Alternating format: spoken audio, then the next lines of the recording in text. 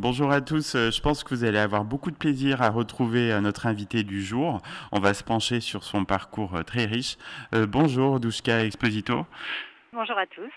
Alors Doushka, vous entrez dans le milieu du spectacle très jeune. C'était incontournable avec vos parents. Hmm. Ouais, bon, oui, c'est vrai que là, je suis un petit peu tombée dans la marmite, comme on dit. J'ai eu cette chance d'avoir des parents dans le spectacle. C'est vrai que donc j'ai un papa qui est malheureusement parti tôt, Hmm. Gianni Esposito, et ma maman Pascal Petit, comédienne, comédiens tous deux d'ailleurs, et mon père était chanteur en plus.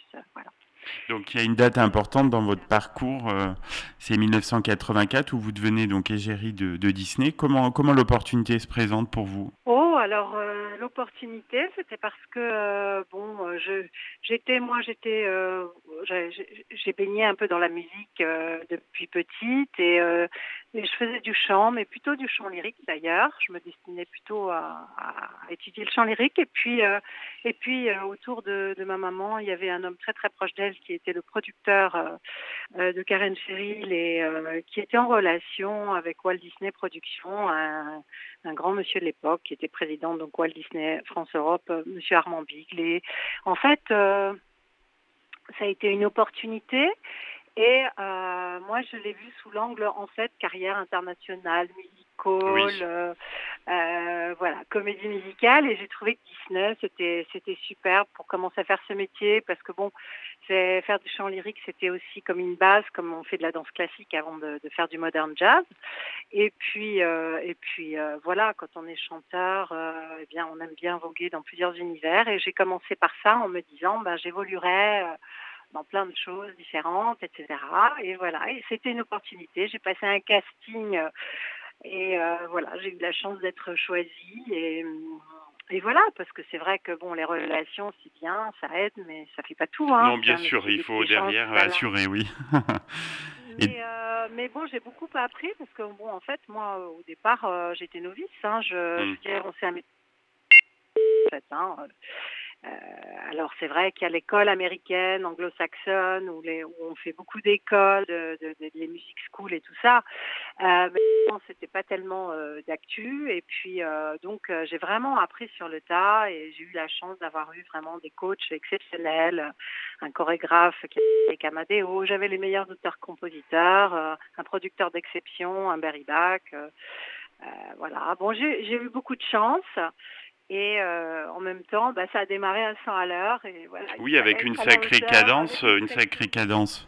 Un album Oui, par oui, an à peu près, jusqu'en deux, 1987. deux albums Deux par albums an. même, ouais. Ouais, ouais.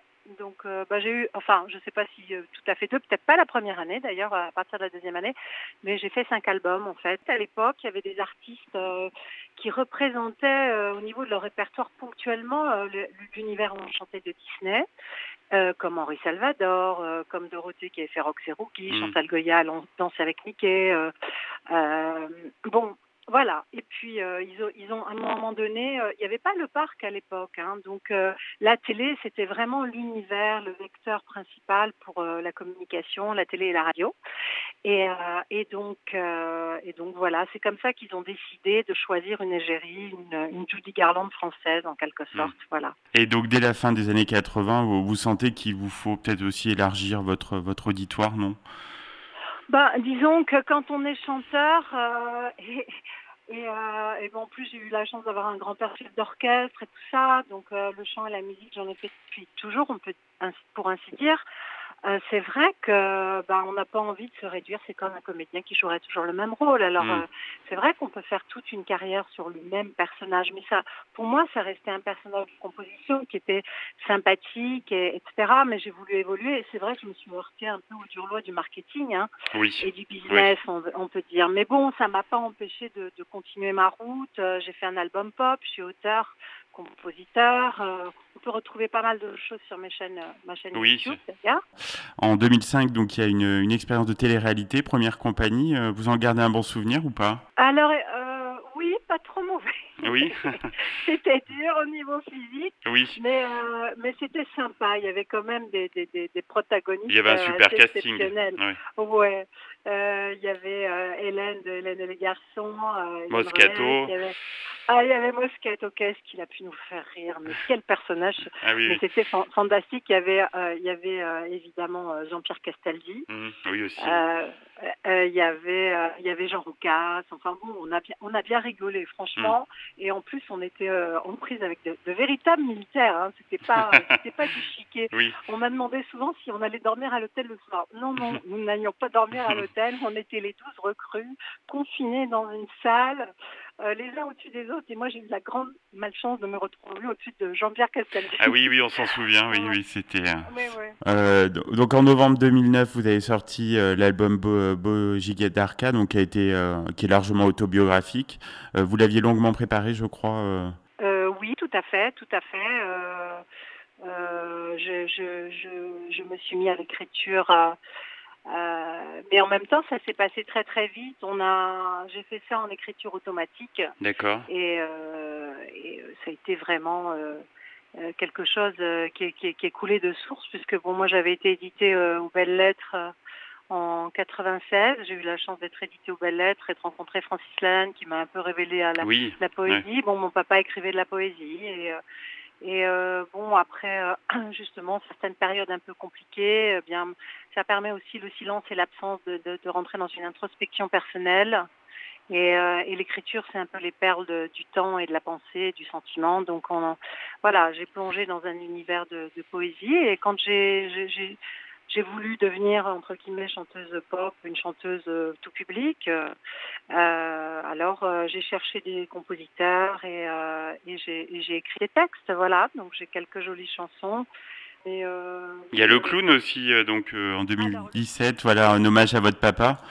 oui, alors le clown, c'est le retour à mes origines, c'était comme une renaissance pour moi. Et je suis clown, on m'a dit, ah, tu devrais chanter le clown de Gianni Esposito. J'ai dit, vous n'avez pas une autre idée Mm. plus originale?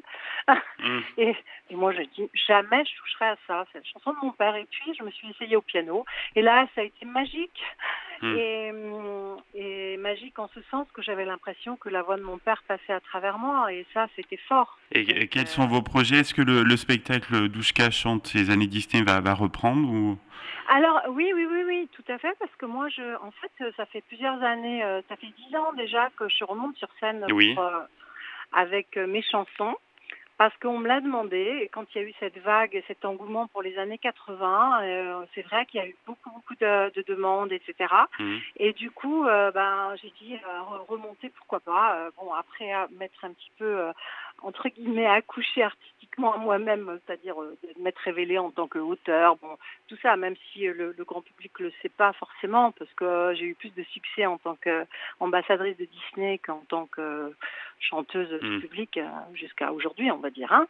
Mais enfin, on ne sait jamais dans la vie. Mais Oui, bon, voilà. l'avenir. C'est une Ouais. période, l'âge d'or du 10, tout ça, donc on ne sait pas ce qui nous attend demain. Mais c'est vrai que j'ai eu envie de remonter sur scène. Et quand, avec mes personnages, mes chansons et tout ça, et ça a été magique. Ça a été magique parce que je retrouvais un public de jeunes parents. Aujourd'hui, ils viennent avec leurs enfants, et c'est merveilleux. Et j'ai un conte. Donc du coup, on a créé un conte musical qui, en plus de mon tour Disney de l'époque, avec des créations, des compositions à moi. Voilà, et on peut retrouver d'ailleurs la bande-annonce du spectacle. Ça s'appelle La fabuleuse histoire de Douchka. Donc il y a un très joli tableau avec des princes, des princesses, une forêt enchantée. Enfin, il y a beaucoup de jolies choses, et c'est formidable de pouvoir partager ces moments scéniques avec le public, parce que je chante aussi les classiques de Disney, La Reine des Neiges, Le Roi Lion, enfin des choses, je me fais plaisir, et j'espère que je vois dans le sourire et les yeux des gens qui sont tous heureux avec leurs enfants. Et ça c'est un énorme cadeau de la vie. Moi, je suis contre le système d'enfermer les artistes dans des cases. Donc, bon, j'ai la prétention de revendiquer cette liberté-là, et de pouvoir me mouvoir dans plusieurs univers. Voilà. Eh bien, on vous souhaite beaucoup de bonheur, Douchka, donc dans les prochaines semaines. Et merci pour cet entretien très agréable. À tous les Auvergnats, vous avez une région très très agréable. À chaque fois que je remonte à Paris en voiture, je passe par chez vous et je me dis, mon Dieu, qu'ils ont de la chance. Vous avez bien raison. Vous avez bien raison. Une jolie nature et tout et tout. Je vous embrasse très fort. Merci beaucoup. À bientôt. À bientôt. Au revoir. Au revoir.